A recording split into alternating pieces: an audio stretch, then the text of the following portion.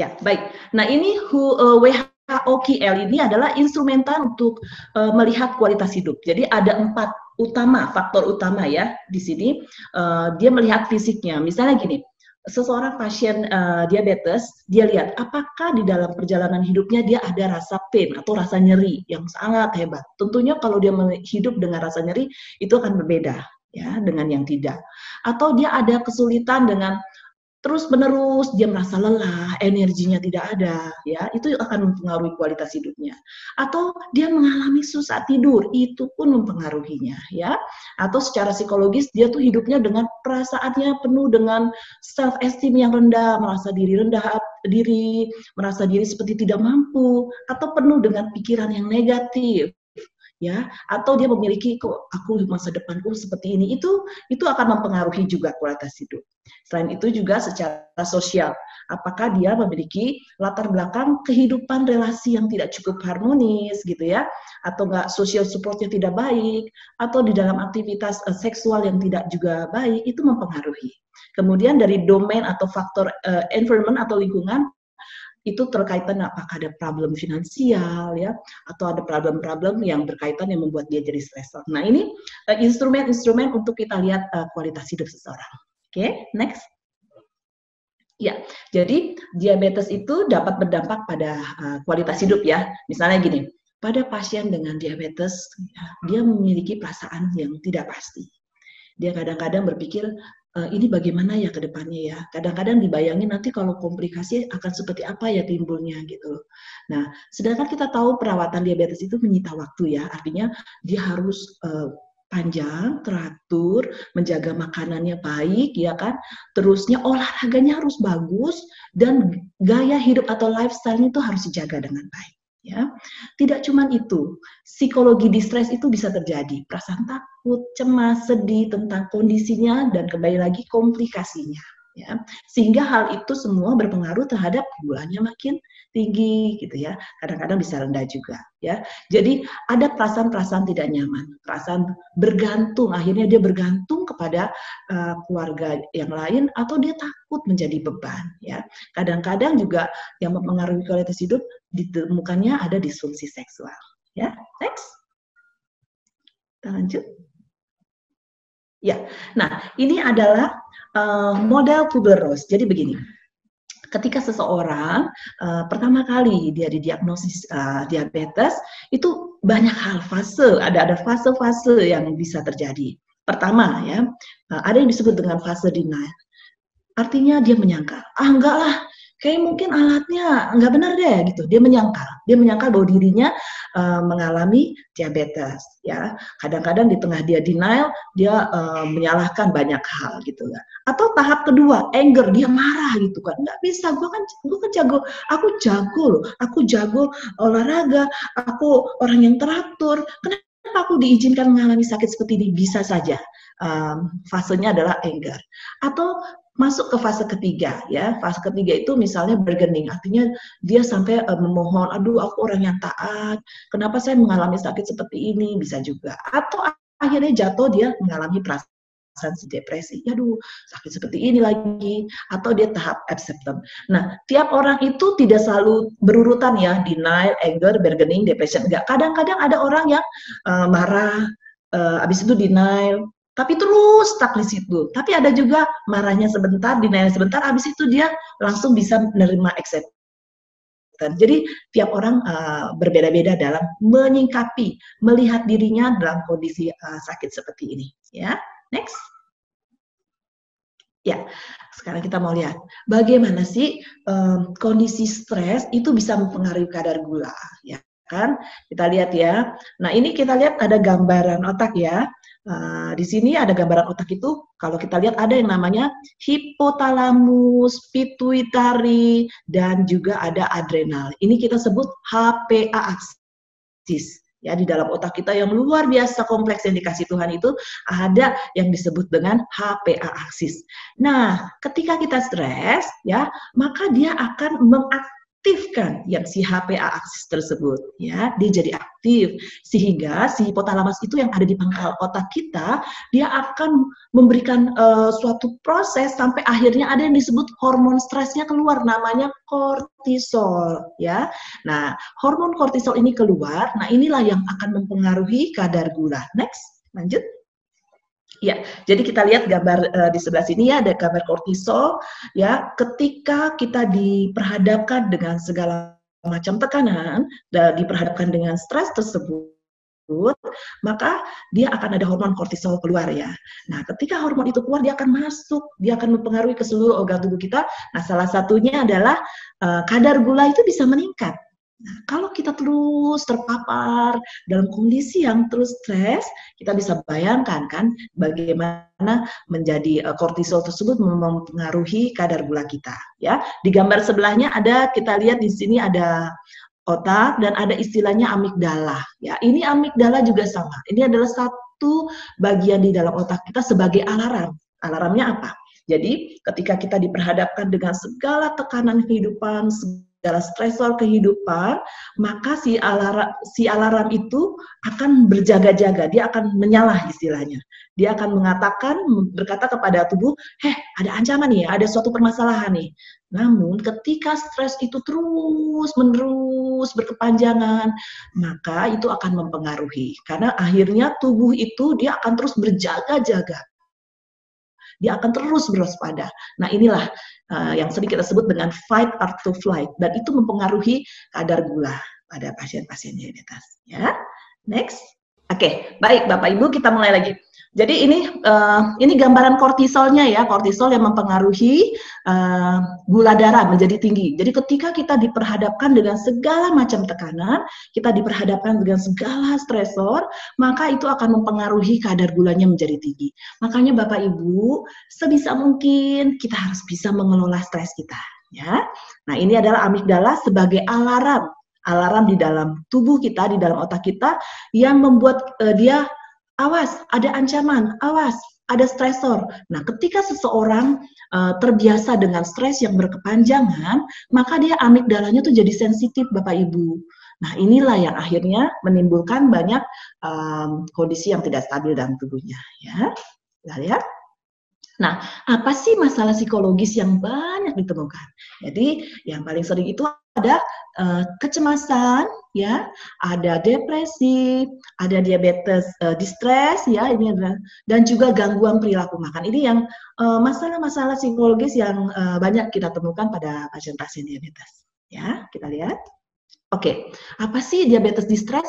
Nah, jadi gini, Bapak Ibu, jadi ada stres. Ya, kalau stres itu bukan suatu hal yang sakit ya Bapak Ibu. Setiap kita di muka bumi ini bisa ngalamin stres, bisa banget gitu.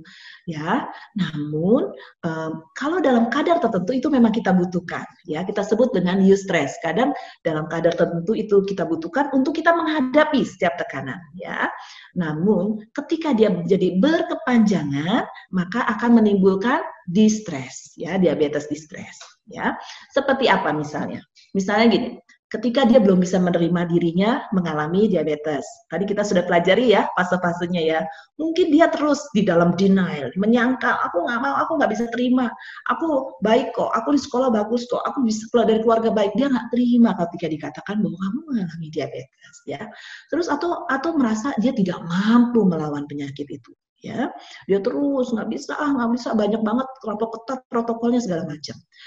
Dan dia merasa diabetes itu mengontrol hidupnya. Jadi dia merasa kayaknya kok gue terkukung banget. Aku terkukung sekali gitu ya.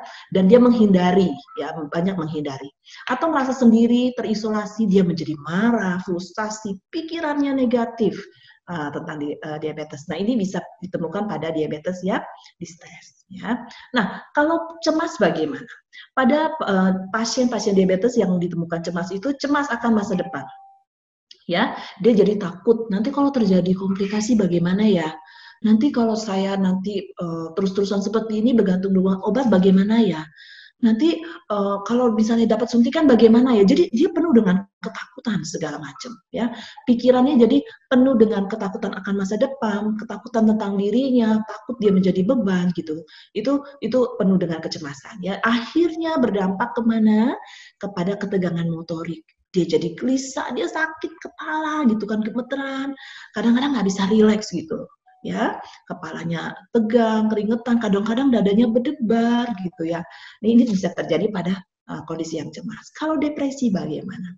Sama, depresi juga pada pasien-pasien diabetes, dia merasa sedih. Karena itu tadi, dia menganggap bahwa, aduh, aku mengalami sakit seperti ini nih. Aku akan hidup seperti apa ini? Dia seperti kehilangan minat, berkurang energi, dia merasa seperti tidak ada jalan keluar, seperti itu, pesimis ya, sampai dia nggak bisa tidur. Ya, seperti itu. Nah, ternyata ada juga selain yang tadi ya gangguan cemas, gangguan depresi, itu gangguan perilaku makan, Bapak Ibu ya. Kita sering dengar istilah bulimia dan binge eating disorder ya. Binge eating disorder itu kayak pola makan yang kompulsif, yang terus makan, mengkonsumsi makanan dalam jumlah yang banyak ya, berlebihan ya. Dia nggak bisa mengontrol. Ketika lihat makanan, enak makan, dia nggak bisa nahan gitu. Walaupun dia tahu, aduh kalau aku makan nanti gula gue kemana nih misalnya gitu.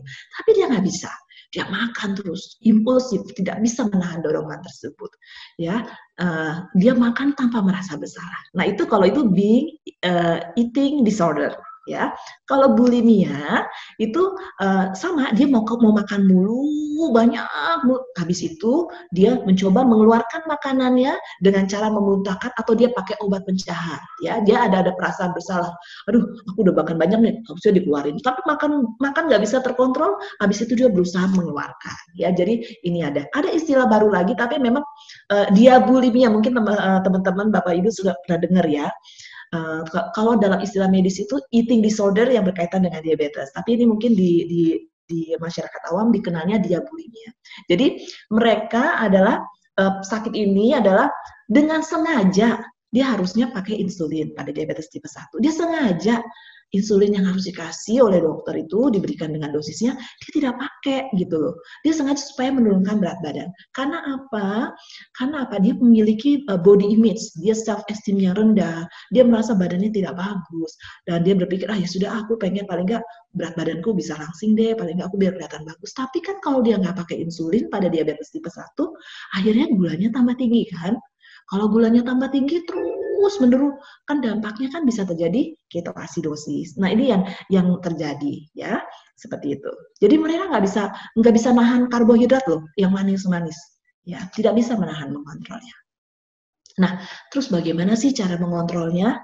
Ya, cara mengontrol stres itu secara biopsikososial. Bio itu artinya biologi. Ya, biologi artinya di dalam, misalnya contoh gini, di dalam pikiran seseorang pasien gitu ya, itu bisa macam-macam munculnya. Ya, bisa muncul pikiran yang negatif, bisa muncul hal-hal yang tidak nyaman. Nah, dia selalu berpikir otomatis gitu kan. Nah itu kalau misalnya sudah terjadi, kita temukan pasien dengan pikiran-pikiran yang sudah negatif, itu kita akan melakukan terapi kognitif namanya Bapak Ibu ya. Terapi kognitif apa? Kita menemukan pikiran yang sudah maladaptif atau yang salah, kita membantu dia untuk memiliki pikiran alternatif. Karena ketika kita memiliki pikiran yang maladaptif, itu akan mempengaruhi emosi kita. Kita bisa menjadi cemas, kita menjadi marah, kita menjadi lemas. Nah itu yang dipulihkan. Ya, terus mengajarkan juga berpikir positif. Oke, kemudian apa lagi? Nah, perilaku. Kadang-kadang ketika kita penuh dengan tekanan, stres ya yang berkelanjut, yang berkepanjangan, itu kita jadi gampang tersinggung, jadi gampang marah gitu kan. Nah, biasanya anger management itu kita ajarkan. Apa sih itu? Adalah melatih pasien tersebut untuk menemukan apa sih yang menjadi akar masalah kemarahanmu. Gitu ya, apa sih yang membuat dirinya gampang menjadi tersinggung dan segala macam. Itu kita ajarkan ya, sampai dia menemukan, dia memiliki kesadaran, oh ini loh yang menjadi kemarahan aku. Lalu sesudah itu melatih dia untuk mengolah kemarahannya ya. Terusnya mengajarkan, memotivasi untuk rekreasi. Jadi kita harus balance dalam hidup ya. Kita harus ada fase-fase atau bagian-bagian kita menjadi rileks atau relaksasi. Oke.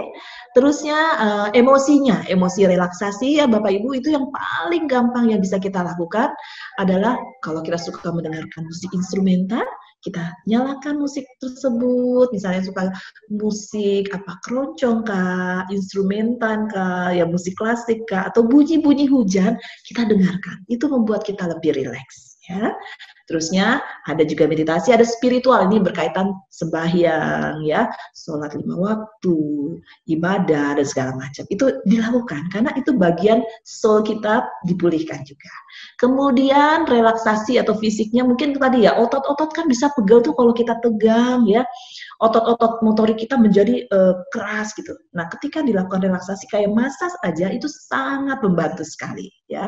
Kalau spa saat ini masa COVID, jadi nggak boleh ke tempat spa dulu ya. Mungkin di rumah dipijet seperti itu boleh ya.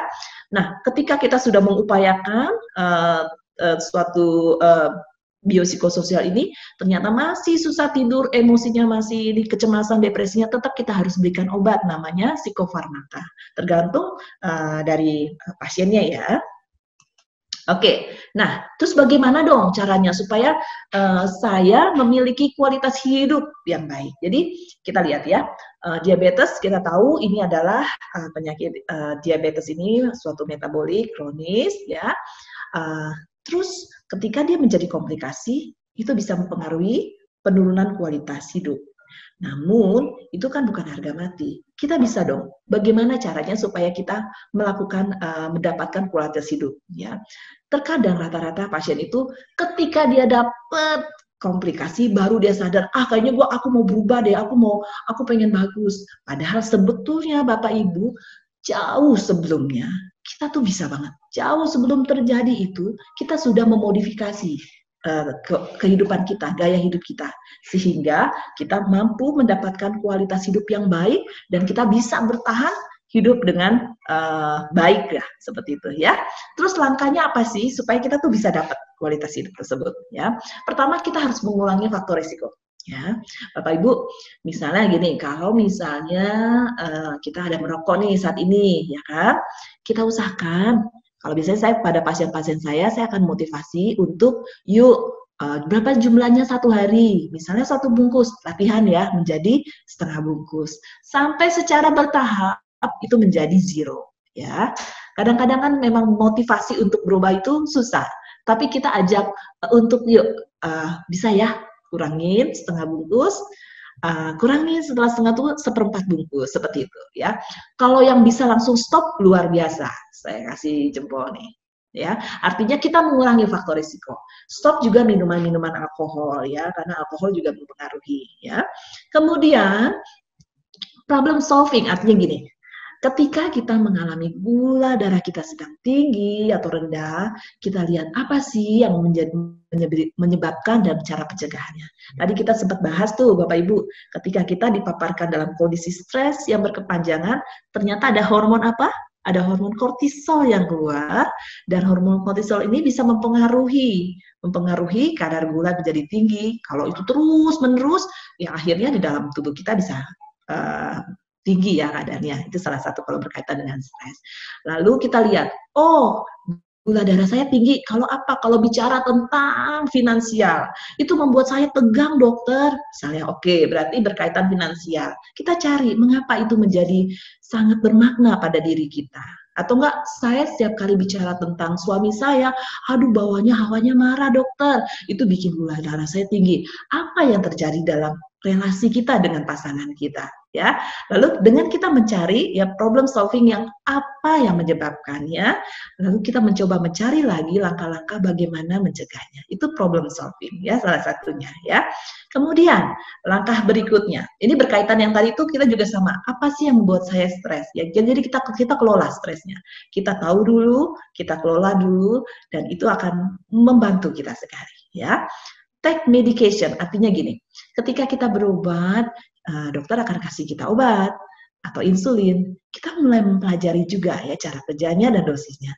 Bersyukurnya dengan aplikasi Teman Diabetes banyak kelas edukasi online Dan itu membantu sekali untuk sama-sama semuanya belajar, sama-sama tahu, sama-sama dibukakan, dan akhirnya memiliki awareness atau kesadaran, aku pengen memiliki gaya hidup yang baik, dan itu akan menjadi baik ya. Ini sangat membantu sekali ya. Jadi kita kenali obatnya, kita kenali cara kerjanya, kita kenali dosisnya. Itu bagian yang kita harus pelajari untuk kita mendapat kualitas. Terus di sini juga adalah cope well, artinya apa? Ternyata Bapak Ibu sekalian, support dari keluarga itu sangat penting sekali ya. Support dari teman, grup diabetes seperti yang ini ya, di dalam aplikasi ini juga termasuk grup diabetes ya, termasuk suatu hal yang harus di join, harus gabung gitu ya. Kemudian, kenapa saya bilang support dari keluarga itu penting? Karena kita makhluk sosial, Bapak Ibu. Kita nggak bisa hidup sendiri. Kita penting banget kalau ada orang yang memperhatikan kita, orang yang mensupport kita, ya. Walaupun kita tahu ada beberapa juga keluarga yang mengalami burnout. Ya, mengalami burnout itu artinya apa?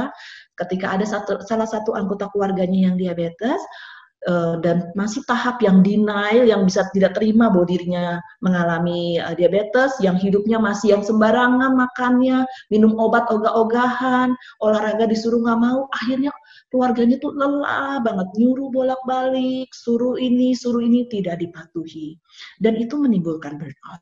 Ya, bayangkan kadang-kadang ada juga contoh ya, keluarganya sangat peduli, pasangannya sangat peduli, tapi si pasiennya dia hanya merasa ya sudah saya cukup minum obat aja. Padahal kan kalau untuk diabetes itu kita kan nggak cuma bergantung pada obat.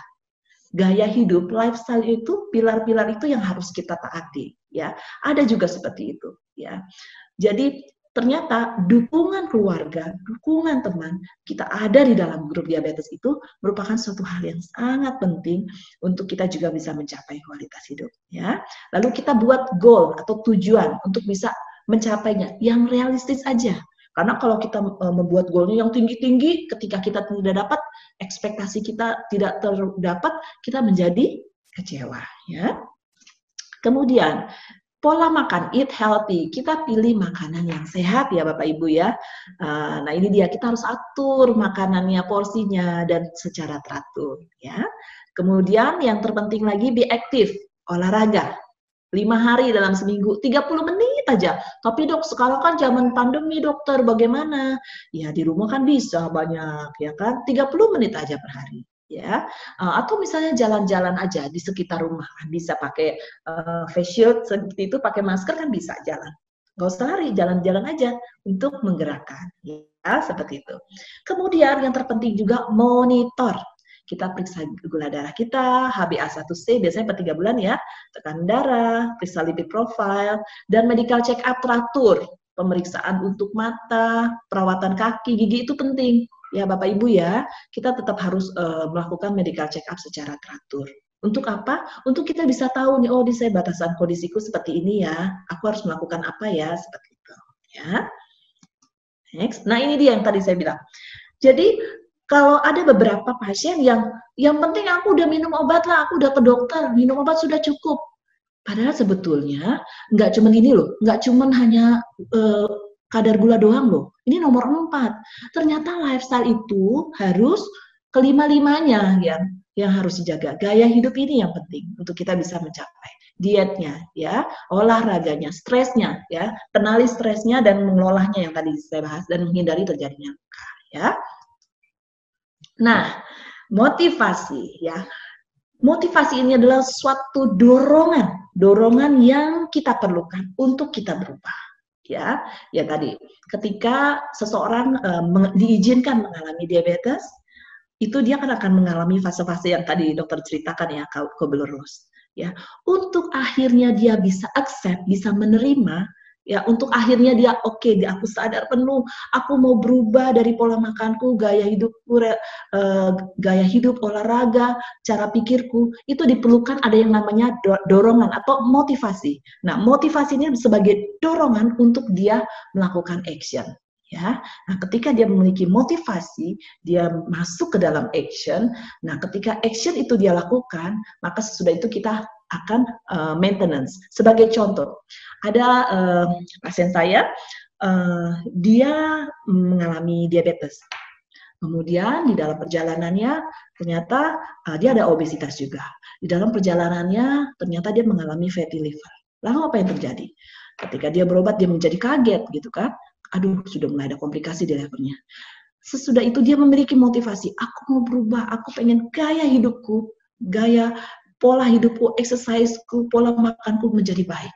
Dia lakukan dengan begitu baik. Olahraga dia lakukan, pola makan yang rebus-rebus, dia batasi semuanya, dia tidurnya cukup, dia kelola stresnya, dan apa yang terjadi Bapak Ibu? Akhirnya dia bagus sekali. Dia bagus sekali. Fatty livernya dipulihkan, obesitasnya berkurang, akhirnya obat-obat gulanya yang banyak banget itu berkurang juga oleh dokternya. Lalu dia sangat senang, semua melihat adanya perubahan dalam dirinya. Nah, sesudah itu dia masuk ke fase maintenance. Namun apa yang terjadi ketika maintenance, kita berharap dia akan menjaga terus ya. Nah, tidak disangka dia sudah mengalami kelonggaran. Dia akhirnya tidak memiliki motivasi itu dan akhirnya pola hidupnya kembali lagi, makannya tidak terkontrol lagi, obesitasnya mulai obesitas lagi, akhirnya gulanya mulai naik lagi. Jadi yang dibutuhkan Bapak Ibu ketika kita memiliki motivasi, kita ada action untuk berubah, kita jaga maintenance. Ya, selalu di dalam pikiran kita, aku ingin memiliki kualitas hidup yang baik. Aku ingin bisa melihat anak cucuku selesai kuliah. Aku ingin melihat mereka. Jadi kita buat mimpi. Yang akhirnya mimpi itu menjadi pendorong kita, motivasi untuk melakukan karena kita punya goal, kita punya mimpi yang kita mau kejar. Ya. Nah, small change can make a big difference. Saya sangat senang sekali dengan kata-kata ini. Kita melakukan perubahan kecil aja yang tadi, aku mau berubah. Itu ternyata berdampak banget. Berdampak banget. Kita memiliki perubahan untuk hal itu. Itu baru small ya, apalagi kalau perubahannya yang besar. Ya, next. Nah, kalau kita selalu menganggap aku nggak bisa. Di gambar ini, saya sangat senang. Akhirnya apa yang diuntik? Yang cannot-nya ya. Jadi I can do it. Selalu tanamkan dalam hati kita, aku tuh bisa, aku mau. Ya, seperti itu. Ya. Next. Ya, jadi kita buat goal, kita meraih kualitas hidup yang baik. Itu menjadi impian. Setiap kita memiliki goal untuk ya memiliki ada iklan. Setiap kita memiliki goal untuk memiliki kualitas hidup yang baik. Setiap kita memilih untuk bahagia, ya. Oke, jadi a healthy life makes for a happier life. Artinya, yuk kita semua mengubah gaya hidup kita untuk akhirnya kita boleh memiliki kehidupan yang bahagia. Terima kasih Bapak Ibu untuk presentasi saya hari ini. Ya. Jadi Bapak dan Ibu, untuk sesi tanya jawab ini, Bapak dan Ibu kalau ada pertanyaan silahkan ditulis aja di kolom chat. Nanti pertanyaannya akan saya bacakan. Mungkin yang perlu di-note, pertanyaan-pertanyaan akan saya bacakan dan dijawab oleh Dr. Yani itu yang berhubungan dengan materi hari ini. Jadi kalau misalnya ada pertanyaan yang kurang berhubungan, saya mohon maaf sebelumnya tidak akan saya bacakan. Karena pertanyaan juga banyak yang masuk ya, untuk mempersingkat waktu juga. Dan mohon maaf juga kalau misalnya nanti ada pertanyaan yang tidak bisa dijawab karena waktunya sudah habis. Nanti ini bisa dicoba tanyakan di aplikasi Teman Diabetes aja, karena di Teman Diabetes juga ada forum pertanyaan. Oke, ini saya buka sekarang sesi tanya jawabnya. Pertanyaan pertama, Dr. Yeni dari Ibu Anita. Dok mau tanya, bagaimana cara agar tidak terkena psikosomatik? Dan apa artinya psikosomatik, Dok? Saya punya ketakutan apabila ada yang meninggal karena diabetes. Apakah itu termasuk psikomatik dan saya susah tidur? Karena ketakutan, apakah kualitas hidup saya buruk atau tidak? Gitu, Dok. Agak panjang pertanyaannya tadi ya, Dok. Ya, baik. Terima kasih Ibu Anita. Ya, tadi Ibu Anita udah sharing juga ya di situ ya. Dia ada rasa ketakutan, takut kalau terjadi jadi kematian akibat diabetes seperti itu ya. Tapi ditanya juga, apa sih psikosomatik? Baik, psikosomatik itu dari kata psikis dan soma tubuh. Jadi ada koneksi antara psikologi dengan tubuh. Gini, akhirnya ada suatu penyakit yang diperparah karena berkaitan dengan mental ya. Misalnya dia jadi gampang dadanya berdebar-debar, dia pikirnya jantung, dia pergi ke dokter jantung, di EKG, di treadmill, dokternya bilang bagus. Terus dia mengeluh mual, dia datang ke dokter penyakit dalam, diminta di endoskopi, semua bagus. Jadi dia pergi kemana-mana, dia merasakan itu tubuhnya seperti pegel, dia merasa jantungnya, seperti dia takut ginjalnya, dia pergi semua dokter bahkan kemanapun semuanya baik ya. Namun memang ada korelasi antara si tubuh dengan si psikis. Jadi seperti yang gambar tadi, mungkin saya kasih dulu gambarnya ya. Nah ini dia Bapak Ibu, kita lihat ya. Ini kan di dalam tubuh, di dalam otak kita ada yang namanya si amigdala tadi yang alarm, ya. Jadi ada iklan lagi, ya. Jadi ketika kita hidup dengan ketakutan yang amat sangat penuh pikiran overthinking terus, nah si amigdala ini kita dalam kondisi stres yang berkepanjangan, nah amigdala ini sebagai alarm itu akan membuat tubuh kita keluar sinyal seperti yang berjaga-jaga, berwaspada. Nah, itu ternyata mempengaruhi kewaspadaan itu akhirnya bisa membuat ada namanya di otak kita neurotransmitter otak nggak seimbang, Bapak Ibu. Ya, nah itu bisa berakibat kita menjadi cemas, susah tidur, kayaknya badan kita penuh dengan. Nah, jadi apa yang harus dilakukan? Kita mengelola stres kita mengelola kenapa, apa yang membuat aku selalu berpikir diabetes kematian, itu harus kita, pola pikir itu harus dirubah, ya, yang tadi yang kalau kita lihat ya, ada yang kognitifnya atau pikirannya yang harus dirubah, ya. Nah, akhirnya kenapa bisa susah tidur yang tadi kaitannya, ketika kita merasa penuh dengan tekanan, maka akan membuat tubuh kita tidak seimbang dan salah satu gejalanya adalah susah tidur. Ya, Bu Anita, bisa susah tidur dan juga merasa semua badan kita kayak sakit. Jadi harus dikelola rasa takutnya, ya. Oke. Oke.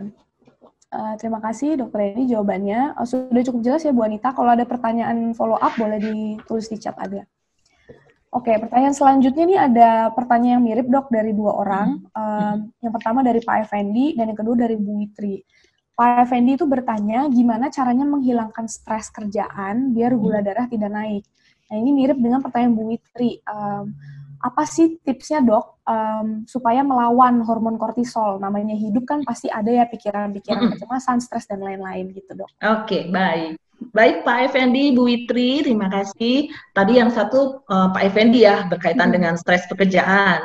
Terus kalau Bu Witri kan namanya hidup pasti stres lah Dok. Apalagi nih zaman seperti ini ya. Bener banget Bapak Ibu. Saat ini namanya manusia tidak luput dengan stres. Bener banget. Kita nggak ada yang imun. Stres itu bukan suatu sakit loh, bukan ya. Bahkan dengan adanya stres, ya dengan adanya stres nih, itu membuat kita kayak sekarang kita jadi melek teknologi kan, kita jadi belajar zooming seperti apa sih, kita jadi belajar banyak hal. Itu artinya membuat kita jadi sigap. Lalu seperti apa stres yang kita hindari? Ketika dia menjadi berkepanjangan Bapak Ibu, yang tadi Bu Witri, Dok kan kita nggak mungkin nggak stres bener, tapi jangan berkepanjangan. Jangan berlarut-larut. Karena ketika itu berkepanjangan, itulah yang menjadi distres ya Bu Witri ya. Nah ketika dia distres, nih mungkin bisa lihat ya, si alarm otak ini, si amigdala ini akan kencang nih, dia sensitif. Nah ini yang mempengaruhi ke setiap organ tubuh kita. Ya jadi gangguan ke mentalnya, ya mentalnya, terusnya bisa terjantungnya jadi nggak nyaman, dada berdebar segala macam. Nah terus tadi Pak Effendi nanya, Dok, bagaimana Dok kalau stres pekerjaan? Iya Bapak. Jadi ketika kita bekerja pasti ada bos ya. Kadang-kadang bosnya mungkin dia memiliki etos kerja yang berbeda dengan kita atau mungkin tuntutannya tinggi sekali, deadline seperti itu ya.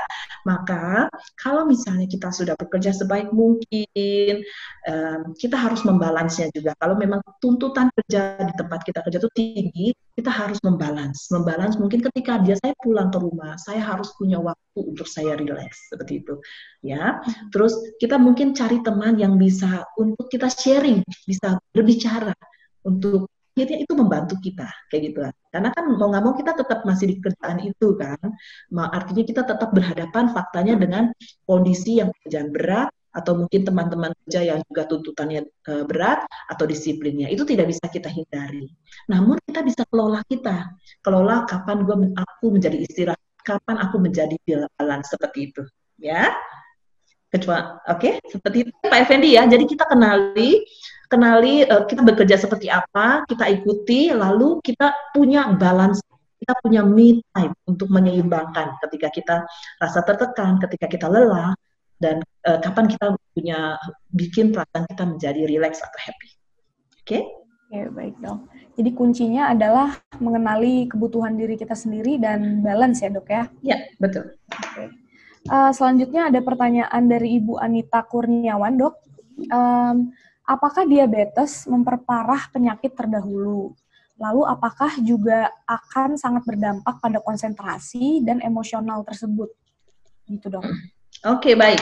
Ya, tadi Ibu Anita Kurniawan ya, selamat siang Ibu. Ibu Anita bertanya, apakah diabetes itu bisa memperparah penyakit sebelumnya? Jadi harus tahu dulu penyakit sebelumnya apa misalnya. Ya, misalnya penyakit, kadang-kadang memang ada yang berkaitan Bapak Ibu. Ibu. Jadi misalnya dia ada sakit, apa ya, kita bilang kondisi kelainan tiroid misalnya, ya sebelumnya. Tapi dia juga ada diabetesnya. Itu kan sama-sama endokrin. Kalau misalnya tidak distabilkan itu mempengaruhi gitu loh. Jadi saling lah. Makanya dan juga ketika misalnya ada dia demam, contoh yang lain ya, dia demam. Ya, demam, ada infeksi dalam tubuhnya.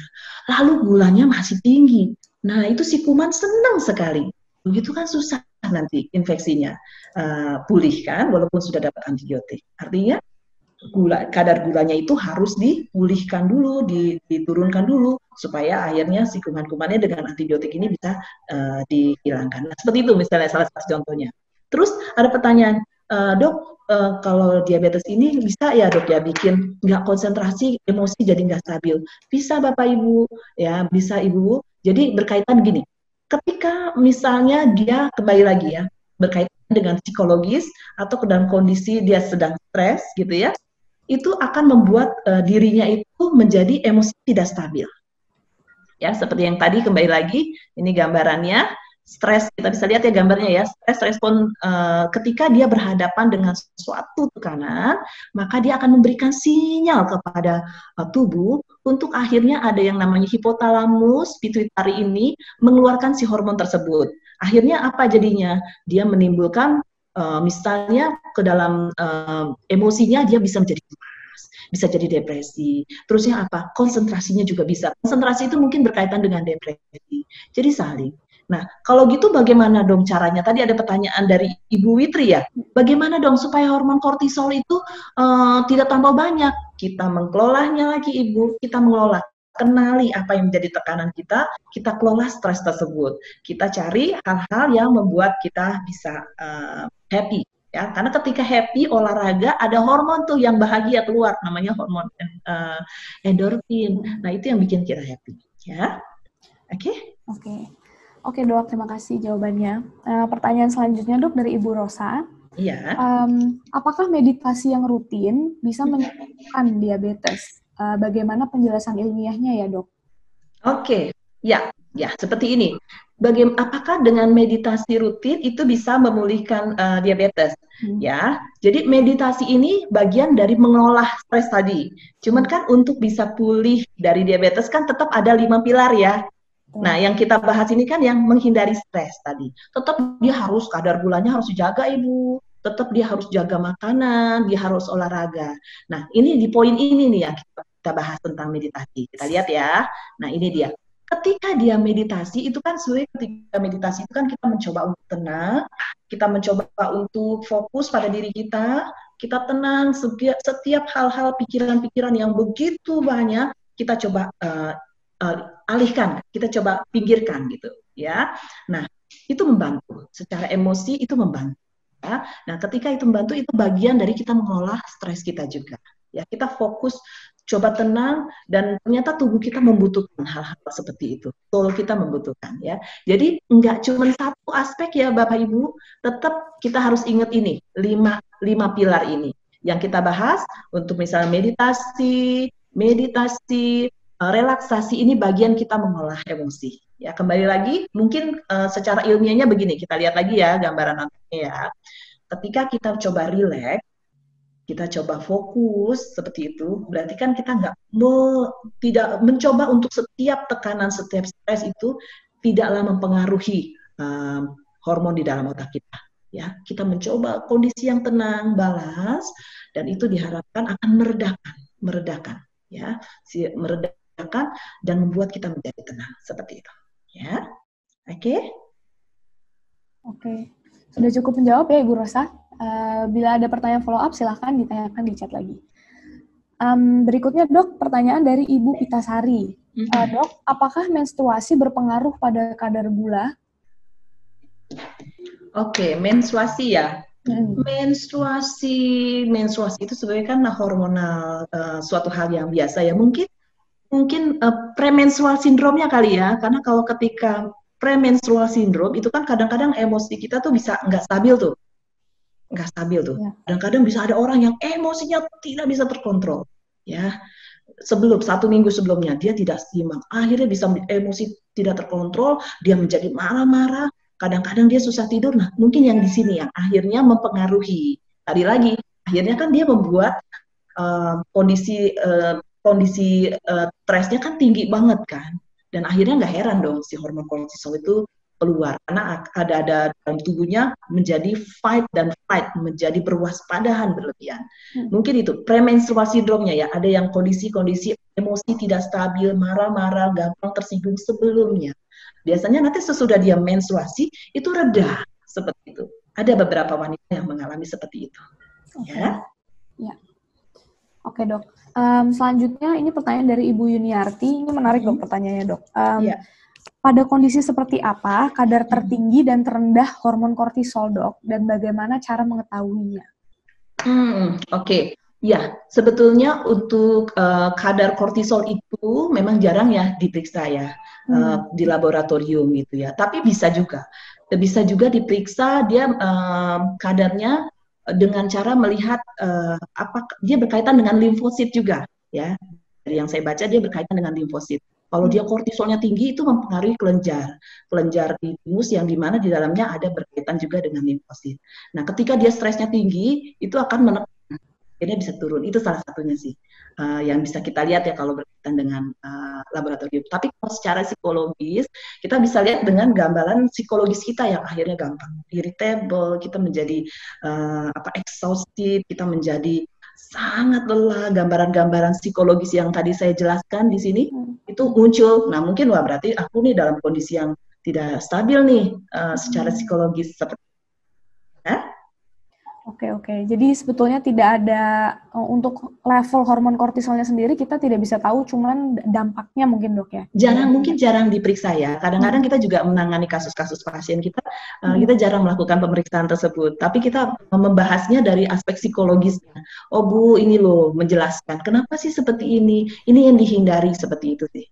Jadi memang tidak kan kalau misalnya ini kan dari aspek psikiatri ya.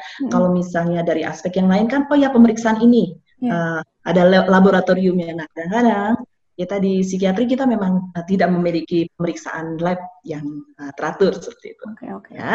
Ya dok. Oke, nah ini mungkin pertanyaan terakhir ya Bapak dan Ibu. Setelah ini kita akan masuk ke kuis. Ini dari Ibu Anita Kurniawan, dok. Iya. Adakah makanan yang membantu menurunkan stres tapi tetap sehat, apalagi bagi penderita diabetes, dok? Menarik ya, dok? Ya, makanan apa yang bisa menurunkan stres tapi tetap sehat? Ya, baik. Intinya seperti ini. Hampir sama dengan makanan-makanan yang sehat ya, seperti kayak gandum, itu tetap suatu hal yang bagus. Antioksidan itu perlu karena kaitannya untuk konsentrasi sih Bapak Ibu ya. Jadi buah-buahan ya, avocado itu suatu hal yang baik. Itu untuk membantu kita istilahnya tetap konsentrasinya bagus, kita rasa nyaman. Kadang-kadang seperti itu yang perlu kita tingkatkan. Hampir sama dengan pola makanan sehat yang dianjurkan oleh para ahli gizi untuk para diabetes. Jadi itu untuk baik untuk kita semua sih. Kaitannya mungkin antioksidan seperti itu ya. Dan itu sebaiknya ditingkatkan tuh. sayur-sayur, ikan salmon, ya alfa omega ya seperti itu. Terusnya yang dihindari kan seperti durian, padahal enak ya, jangan. Seperti itu. Buah-buahan jangan lupa itu ya, itu perlu juga dinikmati, buah yang berdampak baik juga buat kita ya, seperti itu. Oke. Mungkin untuk itu adalah pertanyaan terakhir ya Bapak dan Ibu. Terima kasih Dokter Yeni jawaban-jawabannya. Semoga Bapak dan Ibu juga dapat mengambil manfaat dari jawaban-jawaban dan materi hari ini. Jadi Bapak dan Ibu, terima kasih banyak bagi para peserta dan terima kasih banyak kepada Dokter Yeni. Materinya sangat bagus sekali Dok. Banyak tadi yang sudah komen mengenai, iya nih saya ternyata memang selama ini stres, selama ini saya kurang relax gitu Dok. Sangat bermanfaat sekali Dok. Terima kasih kepada Bapak dan Ibu. Minggu depan kita ada kelas online lagi, jadi kalau mau join silahkan daftar. Saya tutup sesi hari ini, semoga bermanfaat dan semoga sehat selalu.